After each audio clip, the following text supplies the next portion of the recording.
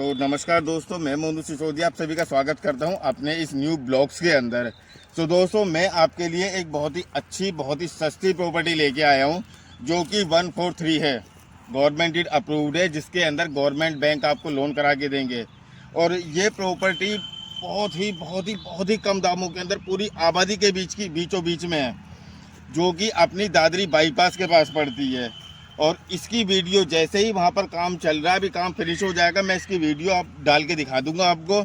और अगर आप मेरे चैनल पे नए हैं तो चैनल को लाइक करिए, शेयर करिए, सब्सक्राइब करिए और हाँ, बेल आइकन के बटन को प्रेस करना ना भूलें, जिससे कि नोटिफिकेशन आपको मिलता है।